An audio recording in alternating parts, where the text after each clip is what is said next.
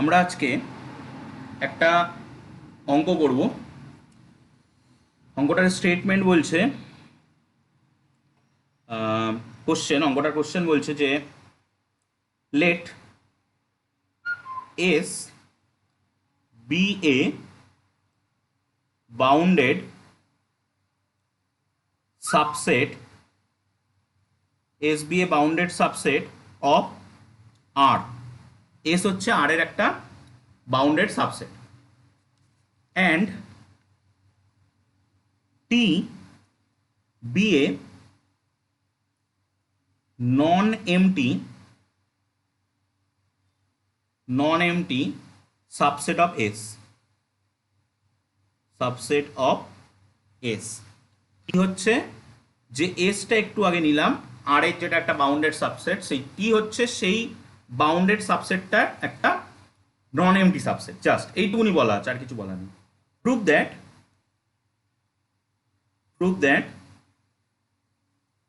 infimum of s is less than equal to infimum of t is less than equal to supremum of a t is less than equal to supremum of s। এটা আমাদেরকে prove করতে হবে। So বুঝতেই পারছি supremum infimum এই প্রপার্টিগুলো আমাদেরকে use করতে হবে। সো রিয়েল নাম্বারের সেট থিওরি, সেট ইন আর এর এরকম একটা কোশ্চেন। সো খুবই সোজা। মানে এবার একটা কথা, যে কোন একটা বাউন্ডেড সেট, এস একটা বাউন্ডেড সেট, এস একটা bounded subset of R. S যদি বাউন্ডেড সাবসেট অফ আর হয়, তাহলে কি সবসময় তার সুপ্রিমাম এবং ইনফিমাম এক্সিস্ট করে? এটা একটা কথা, ফার্স্ট কোশ্চেন। মানে S just bounded subset of R, তাহলে কি তার সুপ্রিমাম ইনফিমাম এক্সিস্ট করে যাবে? Number one question. Number two question, যে টি একটা নন এমটি সাবসেট না, আর এস এর সাবসেট মানে তো সেটা তো আর এর সাবসেট। সো টি যদি নন এমটি হয়, তাহলে কি তার সুপ্রিমাম আর ইনফিমাম এক্সিস্ট করে যাবে?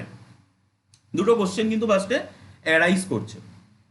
সো আমরা সলিউশনটা শুরু করি এবং আমরা দেখি যে কিভাবে আমরা একটা জিনিস মনে করার চেষ্টা করো, যে আমরা যদি কমপ্লিটনেস প্রপার্টি অফ আর বা সুপ্রিমাম প্রপার্টি বা ইনফিমাম প্রপার্টিগুলো ইউজ করতে যাই, বা completeness property of R use করার ক্ষেত্রে কিন্তু বলা ছিল যে সেটের পরে আমরা completeness property of R use করব, সেই সেটটাকে বাউন্ডেড তো হতেই হবে, তার সাথে নন এমটি হতে হবে।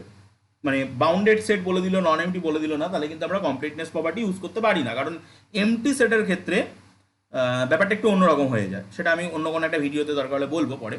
সো যাই হোক, তাহলে এখানে কিন্তু এস সম্পর্কে শুধুমাত্র বাউন্ডেড কথাটা বলা আছে, কোনো নন এমটি কথাটা কিন্তু বলা নেই। বাট একটু যদি ট্রিকি দেখি, মানে একটু যদি ভালোভাবে আমরা লক্ষ্য করি, তাহলে কিন্তু এসটা নন এমটি হচ্ছে। কিভাবে হচ্ছে দেখো, সলিউশন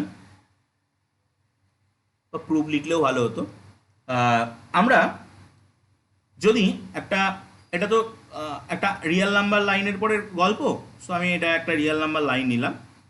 এই রিয়েল নাম্বার লাইনে আমি রিয়েল নাম্বার লাইনের পরে আমি প্রথমে এসকে মার্ক করে নিচ্ছি। ধরছি এইখান থেকে শুরু করে এই পর্যন্ত এস, কারণ রিয়েল নাম্বার লাইনের পরে যে কোনো সাবসেট এরকম একটা টাইপসেরই হবে, ওপেন ইন্টারভ্যাল বা ক্লোজ ইন্টারভ্যাল টাইপসেরই হবে। কারণ রিয়েলের সাবসেট আবার অন্য কিছু রকম, হ্যাঁ অন্যরকম হতে পারে। সো বাট আমি ধরে নিচ্ছি এখান থেকে এই পর্যন্ত হচ্ছে টি। আচ্ছা এস হচ্ছে এই পর্যন্ত হচ্ছে এস, সরি এটা হচ্ছে আমি এস। সো টি, টি হচ্ছে সাবসেট, আমি টি ধরছি এখান থেকে এই পর্যন্ত, এটাকে আমি টি ধরে নিচ্ছি। ওকে, আমি ইন্টারভ্যাল কিছু বলছি না, জাস্ট এস আর টি দুটো সাবসেট। এবার ওরা বলছে যে টি হচ্ছে নন এমটি, টিটাকে নন এমটি বলা আছে। দেখো টিটা যদি নন এমটি হয়, তার মানে হচ্ছে টির ভিতরে একটা পয়েন্ট এক্সিস্ট করছে, এই পয়েন্টটা এক্সিস্ট করছে টির ভিতরে। সো টি যদি একটা পয়েন্টকে কন্টেইন করে, তাহলে 100% শিওর এসও সেই পয়েন্টটাকে কন্টেইন করবে, কারণ এস তো সাবসেট টি এর, কন্টেইন করতে বাধ্য। সো আমি সেটাই লিখব, যে since since T is a non-empty, T is a non-empty subset of S, T is a non-empty subset of S, then S is also non-empty. সাবসেটটা যদি নন এমটি হয় তাহলে সুপারসেটটা তো 100% শিওর নন এমটি, তাহলে আমরা কিন্তু নন এমটি কন্ডিশনটা পেয়ে গেলাম। এবং বাউন্ডেড কন্ডিশনটা আমাদের কোশ্চেনের ভিতরেই দেওয়া ছিল, মানে এই বাউন্ডেড কন্ডিশনটা দেওয়াই ছিল, আমরা এর সঙ্গে আরেকটা কন্ডিশন পেয়ে গেলাম নন এমটি। তাহলে যদি এটা নন এমটি হয়, বাউন্ডেড তো হয়েই আছে, তাহলে আমরা সুপ্রিমাম প্রপার্টি ইউজ করতে পারি, সো বা কমপ্লিটনেস প্রপার্টি ইউজ করতে পারি। Since S is non-empty and bounded subset of R, S is non-empty and bounded subset of R, S যেহেতু নন এমটি এবং বাউন্ডেড সাবসেট R এর, দেন আমরা completeness property use করছি। Then by completeness property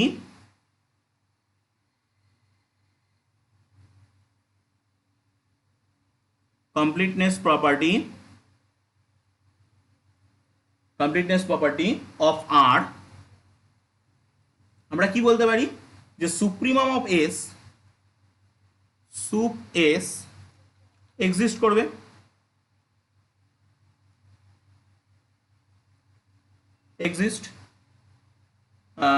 এবং infimum of X exist করবে। Supremum of X exist যেমন করবে, infimum of X exist করবে। Sup S and inf S exist. আচ্ছা, এখানে একটা কথা বলার আছে, কমপ্লিটনেস প্রপার্টি বলতে আমরা যে প্রপার্টিটাকে মেনলি বুঝি সেটা সুপ্রিমাম প্রপার্টি। সেটা বলে যে এই নন এমটি বাউন্ডেড সেটগুলোর সুপ্রিমাম এক্সিস্ট করে, সেটা কিন্তু কখনো বলে না ইনফিমাম এক্সিস্ট করছে, মানে অরিজিনালি প্রপার্টিটার ভিতরে লেখা থাকে না, বাট ওখান থেকে কিন্তু আমরা ডিডাক্ট করে নিতে পারি যে ইনফিমাম এক্সিস্ট করে, এটা বইয়ের ভিতরে করা আছে। তো সেটা আমি আর এখানে ইন ডিটেলস বলছি না। এবার আমরা এই সুপ্রিমাম ইনফিমামকে ফর্মালি ধরে নেব। So let supremum of S equal to, আমি এস আপার স্টার ধরলাম, এবং infimum of S equal to S lower star ধরলাম। ওকে, এবার আমরা এই, এটা তো এস নিয়ে কথাবার্তা হলো, এবার আমি একটু টি নিয়ে কথাবার্তা বলতে চাইছি। ওকে, সো দেখা যাক এবার টি এ প্রবলেমটা কোথায় ছিল। আমরা টি এর পরেও কিন্তু কমপ্লিটনেস প্রপার্টি খাটাতে পারতাম, বাট টিতে শুধু বলা আছে নন এমটি।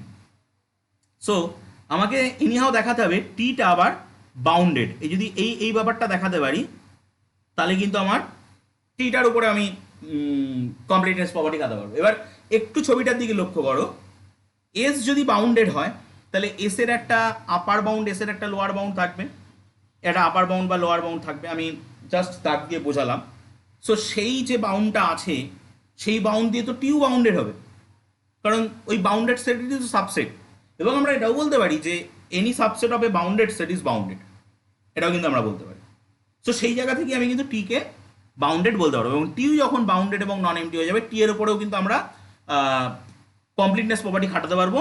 এবং তখন আমাদের কিন্তু এই চারটে জিনিস, যে চারটে জিনিসকে নিয়ে আমরা কথা বলার চেষ্টা করছি, infimum of S, infimum of T, supremum of S, supremum of T, এই চারটে জিনিস কিন্তু ডিফাইন্ড হবে, তারপরে কিন্তু আমরা কাজটাকে এগোতে পারবো। যদি আমি ডিফাইনে না করতে পারি তাহলে আমি এগোবো কী করে? ওকে, তো আমি এগিয়ে গেলাম। সো এবার আমি টি এর টি যে বাউন্ডেড সেই ব্যাপারটা দেখা যাচ্ছি। As S is bounded, S is bounded and T subset of S, then T is bounded। যে কথাটা আমি বলে আসলাম যে এসটা তো বাউন্ডেড, এস এর তো বাউন্ডারি আছে, এস এর একটা আপার বাউন্ড আছে, এস এর একটা লোয়ার বাউন্ড আছে, এস এর একটা সুপ্রিমাম ইনফিমাম আছে, তো সেই সুপ্রিমাম ইনফিমাম দিয়েই টি বাউন্ডেড হবে, অসুবিধা নেই। এবার আমি কমপ্লিটনেস প্রপার্টি খাটাবো। Since T is non empty and bounded, T is non-empty and bounded subset of R, T যেহেতু নন এমটি এবং bounded subset of R, then completeness property খাটাচ্ছি, দেন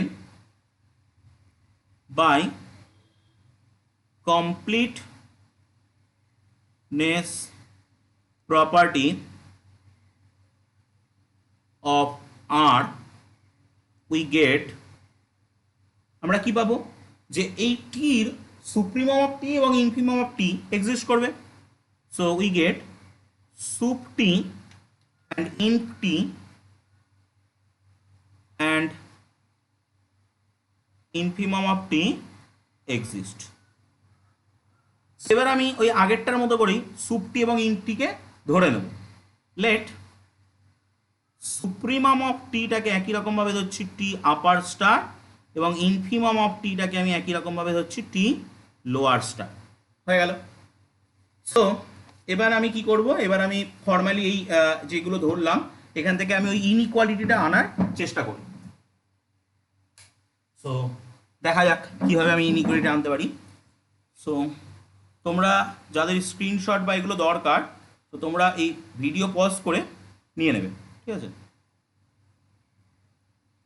এবার আমি একটা কাজ করি, একটা এক্স আমি পিক আপ করছি একদম টি থেকে, ঠিক আছে। So let any X belongs to T, any, let any, এই এনি শব্দটা কিন্তু খুব গুরুত্বপূর্ণ। আমি যত রকম এরকম প্রমাণ করব সব, আরও আমি আস্তে আস্তে যখন প্রমাণগুলোর দিকে এগোবো তখন এনি কিন্তু অনেক জায়গায় ধরবো, এবং এনি দিয়ে আমি পরে বলছি। সিন্স, এবং আমি প্রত্যেকটা ক্লাসেই বলি এনি শব্দটা কেন গুরুত্বপূর্ণ। Since T is a subset of S, then আচ্ছা এস এর সাবসেট টি, তাহলে এক্সটা তো এস এর ভিতরেও থাকবে, এ তো কোনো কথাই না, সাবসেটের ভিতরে এলিমেন্ট সুপারসেটের ভিতরে থাকে। তাহলে দেন এবার এস যেহেতু একটু আগেই দেখে এসেছি যে এস এর একটা আপার বাউন্ড বা এস এর একটা সুপ্রিমাম সুপেস আছে, তাহলে সেই এনি এলিমেন্ট এস এর সুপ্রিমামের থেকে ছোট হবে, সুপ্রিমামটা এস এর যে কোনো এলিমেন্টের থেকে বড় হবে, এটা তো আমরা বলতেই পারি। So then X less than equal to S upper star, এবং এই ঘটনাটা ঘটবে কিন্তু আমি এনি ধরেছি কিন্তু এই জায়গায়। সো টির ভিতর থেকে আমি যত এলিমেন্টই নিই না কেন সমস্ত এলিমেন্টের মান কিন্তু এস এর আপার স্টার থেকে ছোট হচ্ছে। So for all x belongs two টির জন্য x is less than equal to S upper star ঘটনাটা ঘটছে। তাহলে এই যে এস আপার স্টার এটা কি একটা টির আপার বাউন্ড হয়ে যাচ্ছে, কারণ এইটুকুনি থেকেই আমরা টির আপার বাউন্ডের ডেফিনেশনই তো এটাই তো টির আপার বাউন্ডের definition. So therefore S upper star is an upper bound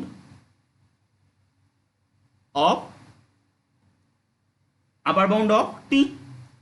আচ্ছা টি আপার স্টারটা কি ছিল, এগেইন টি আপার স্টার যেটা, সেটা is the list upper bound, তাই ছিল, কারণ ওটাকেই তো আমি সুপ্রিমাম বলতাম, সুপ্রিমামই তো লিস্ট আপার বাউন্ড হয়, আপার বাউন্ড অফ টি। এবার সুপ্রিমাম মানে লিস্ট আপার বাউন্ড, আর এনি আপার বাউন্ড, তার মধ্যে কে ছোট কে বড় হয়, তার মধ্যে টি স্টারটা ছোট হবে, ওটা যেহেতু least upper bound, so least upper বাউন্ডগুলোর মধ্যে least, so therefore T upper স্টারটা ছোট হবে আর এস আপার স্টারটা বড় হবে, এটা তো স্বাভাবিক জিনিস। সমানও হতে পারে। সো এবার যদি এর আমি ফর্মালি নাম লিখে দিই, এদের ফর্মালি নাম কি ছিল, এটা ছিল soup T is less than equal two soup S, আমি এটাকে 1 নম্বর নাম দিয়ে রাখলাম। ওকে, সো আমি একটু পেজটাকে স্ক্রল করছি। এবার আমি সিমিলার প্যাটার্ন আবার একটা ওয়াই তুলছি, মানে এটা আমি সুপ্রিমামের জন্য করলাম, এবার আমি ইনফিমামের জন্য করব। So let Y belongs to any, লিখতে হবে, লেট এনি, কারণ ওই এনিটা না লিখলে কিন্তু আমি ফর অল টির কথাটা বলতে পারবো না। So let any Y belongs to T, since T is a subset of S then then ওয়াইটা এস এর ভিতরে থাকবে, কারণ সেই আবারও সাবসেলের ভিতরে কোনো এলিমেন্ট সুপারসেলের ভিতরে লাই করে। এবার দেন এস তো বাউন্ডেড অ্যাভোভ যেমন বাউন্ডেড বিলো, কারণ S bounded set. So supremum যেমন আছে ইনফিমামও তেমন আছে। সো এস এর যে কোনো এলিমেন্ট তার ইনফিমামের থেকে বড় হয়। সো এস লোয়ার স্টার থেকে ওয়াইটা বড় হবে বা সমান হবে, এবং এই সমস্ত ঘটনাটা কিন্তু ঘটছে এইখানকার এই এনির জন্য। মানে আমি যে কোনো একটা টার্ম টি তুলেছি, টি থেকে যে কোনো একটা টার্ম ওয়াই তুলেছি। সো টির মধ্যে যে কোনো টার্ম, টির মধ্যে থাকা যে কোনো টার্ম এর থেকে এস লোয়ার স্টারটা ছোট হয়ে গেছে। সো তার মানে আমরা এইখানে আমি for all Y belongs to T বলতে পারি। টির মধ্যে থেকে আমি যে কোনো টার্ম তুলি না কেন সেটার থেকে এস লোয়ার স্টারটা ছোট হয়ে যাবে। ওকে, সো তাহলে আমাদের কি আলটিমেটলি দাঁড়ালো, এবার আমি এই যে লাইনটা পেলাম এই লাইনটা থেকে আমি কি বলতে পারি, therefore S lower star is a lower bound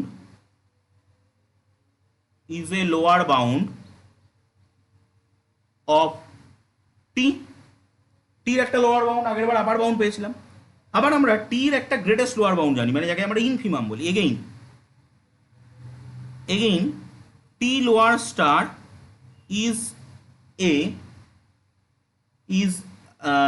is the greatest lower bound